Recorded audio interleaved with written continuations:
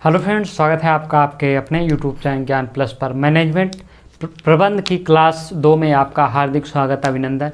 यहाँ से हम प्रबंध के एक एक कार्य लेकर चलने वाले हैं, जैसे कि प्लानिंग क्या होती है। प्लानिंग, यदि आपको प्लानिंग पढ़ना चाहिए, पढ़ते हैं तो बस आपको यदि तीन सवाल के जवाब पता हैं तो आपको प्लानिंग आ जाएगी और आपका कभी गलती नहीं होगी। पहला सवाल है क्या किया जाना चाहिए, दूसरा सवाल है क्यों किया जाना चाहिए, और तीसरा सवाल हमारा है कैसे किया जाना चाहिए। यदि आप इन तीनों सवालों का जवाब सटीक रूप से पता कर लिए तो आप निश्चित रूप से आप 100% सही प्लानिंग कर पाएंगे। ये प्लानिंग की कसौटी है। प्लानिंग क्या होती है इसके बारे में भी हम बात करेंगे। हर चीज़, एक एक चीज़ हम प्लानिंग के जो तत्व हैं उसको कैसे प्लानिंग करते हैं, ये सारी चीज़ें हम आपको डिस्कस करेंगे। प्लानिंग की लिमिटेशंस क्या होती हैं इसको भी हम डिस्कस करेंगे। प्लानिंग के बेनिफिट्स क्या होते हैं, ये सारी चीज़ें हम डिस्कस करेंगे। तो चलिए देखते हैं प्लानिंग क्या होता है। प्लानिंग जो होती है, नियोजन की प्रथम अवस्था जो होती है वो पूर्वानुमान से शुरुआत होती है। यदि आप पहले प्लानिंग करने से पहले सबसे पहले आप पूर्वानुमान लगाते हैं। पूर्वानुमान लगाने का मतलब क्या कि आप क्या करना चाहते हैं, यानी कि जो भी आप करना चाहते हैं पूर्वानुमान लगाने से सभी उपायों में से सर्वोत्तम को चुनना। यदि आप चुन लेते हैं, जैसे कि आप प्लानिंग कर रहे हैं तो प्लानिंग का सबसे पहला स्टेप होता है फॉरकास्टिंग, यानी कि पूर्वानुमान।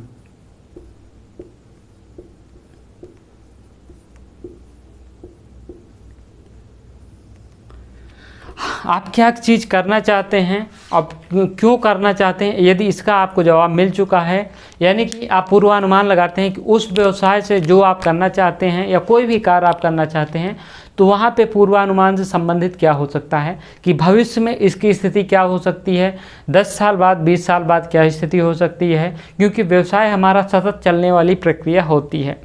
उसके अलावा क्या इसमें आने वाली कठिनाई हो सकती हैं, इसमें हमें कितना आगे चल के लाभ होगा, क्या हानि हो सकती है, इसमें किस प्रकार से इसको मैनेज किया जाएगा, सभी चीज़ें जो होती हैं वो पूर्वानुमान होती हैं। पूर्वानुमान आप लगाते हैं तभी उस पर आगे बढ़ते हैं। यदि पूर्वानुमान आपका सटीक नहीं है तो उस व्यवसाय में आप नहीं उतरेंगे। इस चीज़ को आप समझ लीजिए, ठीक है। जब ज़रूरी नहीं कि आप जो सोचते हैं वही हो, लेकिन में भी आप अपने दिमाग उसी हिसाब से कंसंट्रेट करते हैं और उसी फोकस के साथ काम करते हैं, जिससे कि आपको लक्ष्य की प्राप्ति बेहतर ढंग से हो सके। परिस्थितियां बदल सकती हैं तो पूर्वानुमान में ही तय हो जाता है कि हमें क्या करना है, ठीक है। ये पूर्वानुमान ही तय करता है कि हमें क्या करना है। तो पूर्वानुमान हमें बताता है कि क्या करना है।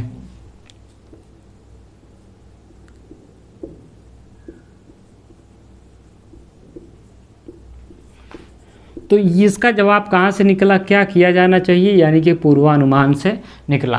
पूर्वानुमान कह रहा है क्या किया जाना चाहिए, ठीक है, क्या करना चाहिए, जो भी आप कह सकते हैं। इसके ही बाद प्लानिंग की शुरुआत होती है। जब आप कोई चीज़ फॉरकास्ट कर लेंगे तो भी आपकी प्लानिंग की शुरुआत होगी। अब आपका पूर्वानुमान हो गया है तो अब आप उस पर निर्णय लेंगे, डिसीजन लेंगे, क्योंकि पूर्वानुमान के बाद डिसीजन लेते हैं तो भी तो प्लानिंग आपकी शुरू होगी। यदि आप पूर्वानुमान लगा लेते हैं लेकिन डिसीजन नहीं ले पाते हैं तो वो आपकी प्लानिंग नहीं कहलाएगी। तो पूर्वानुमान के बाद हमारा जो अगला होता है क्या होता है, डिसीजन लेना होता है, यानी कि निर्णयन।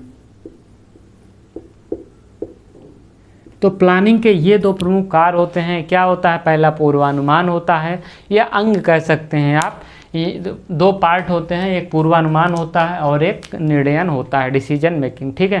तो ये आपका बेसिक हो गया। अब हम बात करते हैं प्लानिंग की। जब बात करते हैं तो प्लानिंग में आप समझ पाएंगे कि नियोजन के अंतर्गत सबसे पहले यह निर्णय लिया जाता है, यानी कि प्लानिंग में सबसे पहले यह निर्णय लिया जाना चाहिए कि क्या किया जाना चाहिए, क्यों किया जाना चाहिए और किस प्रकार से किया जाना चाहिए। इसे आप नियोजन की प्रक्रिया के रूप में भी मान सकते हैं, एक एक स्टेप फॉलो कर सके, ठीक है। तो नियोजन प्रक्रिया के रूप में आप कहेंगे तो यहाँ पे कह सकते हैं व्यवसाय के उद्देश्यों का यथासंभव विशिष्ट रूप से निर्धारण किया जाना चाहिए। तो नियोजन की प्रक्रिया में पहली प्रक्रिया जो होती है वो क्या होती है, व्यवसाय के उद्देश्यों का यथासंभव विशिष्ट रूप से निर्धारण किया जाना चाहिए। आप नोट कर लीजिए, हम फिर से रिपीट कर दे रहे हैं। व्यवसाय के उद्देश्यों का यथासंभव विशिष्ट रूप से निर्धारण किया जाना चाहिए। आगे इसके बाद हम इन उद्देश्यों का प्रत्येक विभाग के लिए लक्ष्यों के रूप में विभाजन किया जाना चाहिए। यानी कि सबसे पहले आप क्या करेंगे, लक्ष्यों का निर्धारण करेंगे। प्लानिंग आप करेंगे तो सबसे पहले क्या होगा, लक्ष्यों का निर्धारण होगा।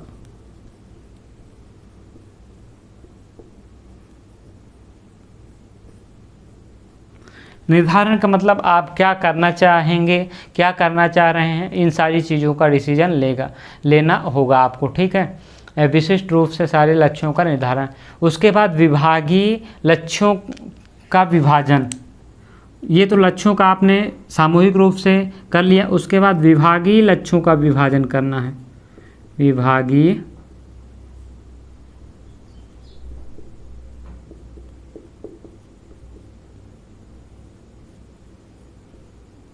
निर्धारण कर दीजिए। देखिए, सबसे पहले आप व्यवसाय के लक्ष्यों को निर्धारित करेंगे।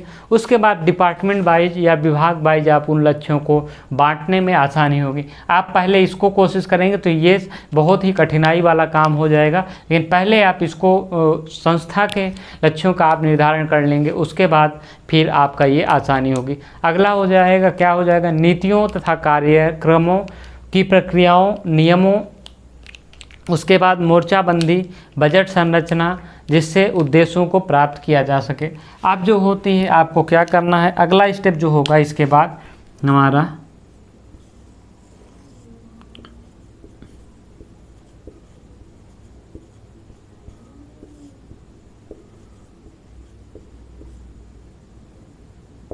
क्या होता, हमारा मोर्चाबंदी हो जाएगा। यहाँ पे नीतियों, कार्यक्रमों, क्रियान्वयों की नीतियों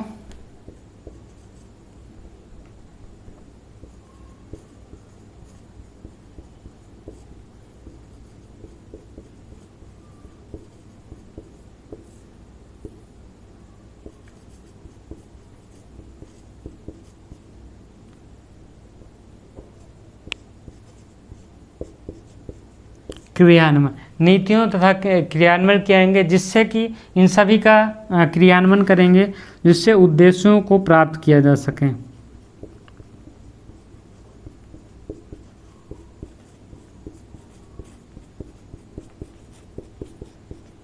तो शुरुआत आपके लक्ष्यों के निर्धारण से होती है। उसके बाद विभागीय लक्ष्यों का निर्धारण होती है। उसके बाद इन लक्ष्यों की प्राप्ति के लिए जो भी काम किया जाता है, ये इसके अंतिम स्टेप में आता है, प्लानिंग के अंतिम स्टेप में आता है। तो ये आपका क्या हो गया, कुछ लक्ष्य हो गए हैं। अब आपको हम देखते हैं यहाँ पे नियोजन के तत्व कौन कौन से हैं, यानी कि ऑब्जेक्टिव्स क्या क्या हैं। यहाँ पे हम सारी चीज़ें एक एक करके देखेंगे। नियोजन के तत्व, एलिमेंट्स ऑफ प्लानिंग।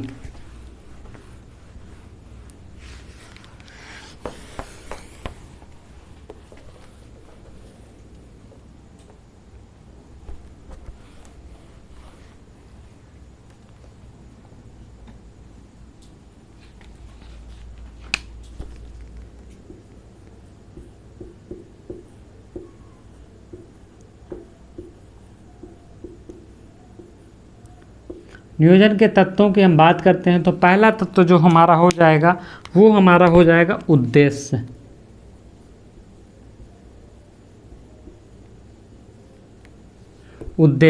उद्देश्यों की अगर हम प्लानिंग के उद्देश्यों की बात करें तो उद्देश्य ऐसे लक्ष्य होते हैं जिनकी स्थापना या संस्थापना संगठन के लक्ष्यों की प्राप्ति के लिए मार्गदर्शन के रूप में कार्य करती है।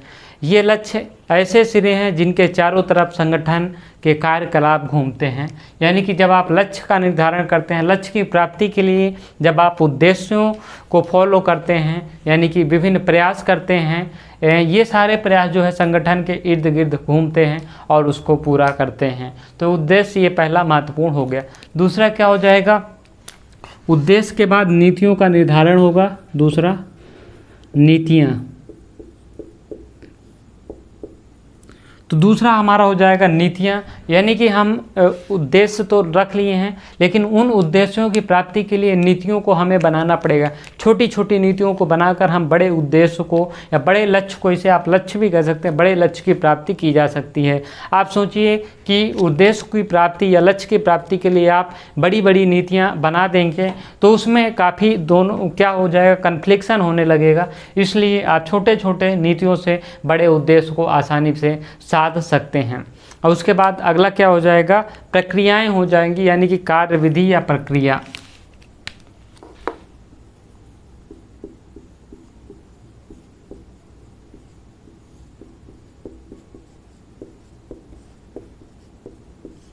कार्यविधि की बात करते हैं तो जब आप नीतियों का निर्धारण करेंगे तो कार्यविधि का निर्धारण आप करेंगे।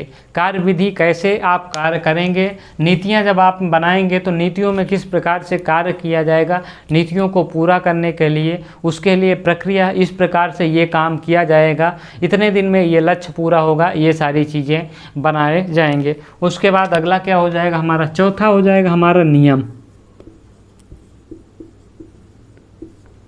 नियम का निर्धारण करना, यानी कि नियम आपके लिए बनाना। कार्य को करने के लिए जो है, नियोजन के कार्य को करने के लिए आपको नियम बनाने पड़ेंगे किस प्रकार से लक्ष्यों की प्राप्ति की जा सके। यदि नियम नहीं रहेंगे तो संस्था के जो लक्ष्य हैं वो उचित प्रकार से प्राप्त नहीं हो सकेंगे। अगला हमारा क्या हो जाएगा, मोर्चाबंदी।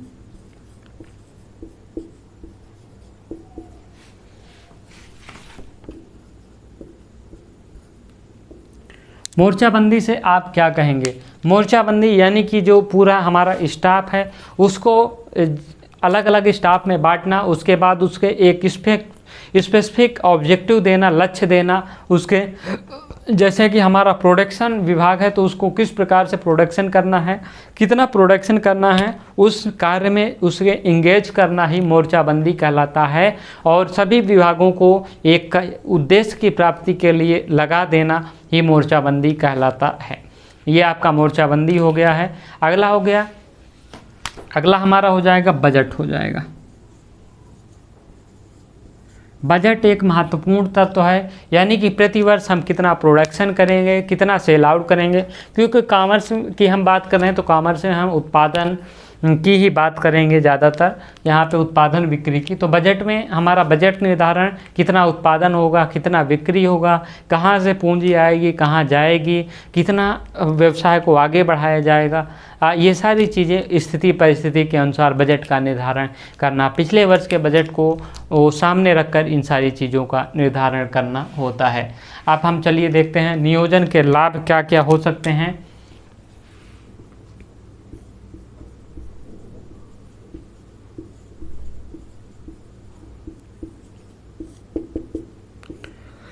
नियोजन के लाभ क्या हो सकते हैं आप बता सकते हैं। जब आप पहले से कोई चीज़ दृढ़ निश्चय करेंगे तो आप लक्ष्य की प्राप्ति को आसानी से कर पाएंगे, बिल्कुल कर पाएंगे।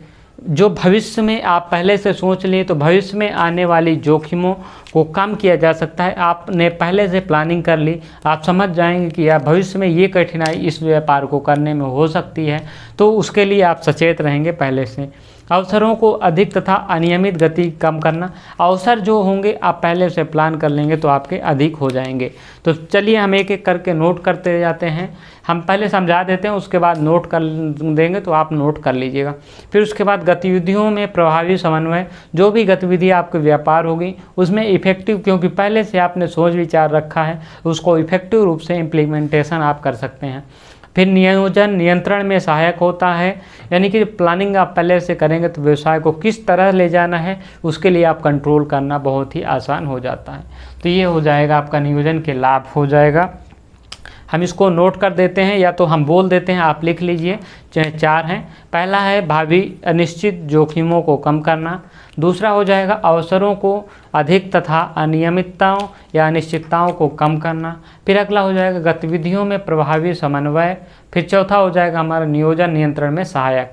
अब इसके लाभ हो गए। अब सीमाएं क्या हो जाती हैं मैनेजमेंट यानी कि प्लानिंग की, ये भी देख लीजिए। सीमाएं क्या होती हैं? क्या आप भविष्य के अनिश्चितताओं के बारे में जानते हैं? बिल्कुल नहीं जानते हैं। आप अनुमान कुछ और लगाते हैं, लेकिन ज़रूरी नहीं है कि क्या ऐसा होगा। अब आप ले लीजिए, यहीं पे एग्जाम्पल ले लीजिए, 2020-21 का बजट जिसने बनाया था वो 19-20 के बेस पे बनाया होगा, बहुत तरक्की के बारे में सोचा होगा, लेकिन अचानक स्थिति कोरोना उत्पन्न हो गया। कोरोना से 6 से 8 महीने तक सारी ये जो क्रियाएं हैं वो स्थगित हो गई। तो पूरी तरह से जो आपने पिछले वर्ष उद्देश्य प्राप्त, लक्ष्य प्राप्त किया था, उसका 1/4 भी प्राप्त हो सके ये भी मुश्किल है। तो इस उद्देश्य से ये सीमाएं हैं नियोजन की, प्लानिंग की, कि आपने पहले से जो सोचा है ज़रूरी नहीं है कि वो काम कर सकें। तो इसी को कहते हैं जो हो जाएगा नियोजन जो है भविष्यवाणियों पर निर्धारित होता है, लेकिन वास्तविकता के बारे में उसे कुछ भी नहीं पता होता है। तो ये हो जाएगा। फिर इसको संशोधित या पुनर्विलोकित करने की ज़रूरत पड़ती है। देखिए, प्लानिंग आपने बना दिया तो ये ज़रूरी नहीं कि अटल सत्य हो, सिचुएशन के हिसाब से इसमें आपको बदलाव करना पड़ सकता है। इसलिए नियोजन को समय समय पर बदलाव की ज़रूरत होती है।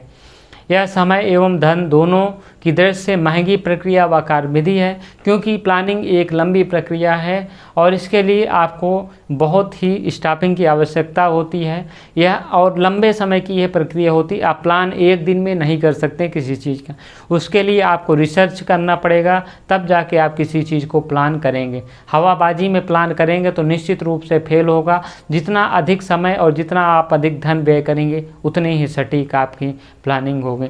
तो ये कुछ प्लानिंग आपके लिए, प्लानिंग से संबंधित यहाँ पे इतने ही प्रश्न बनने की संभावना है, इससे बाहर बनने की संभावना एकदम नहीं है।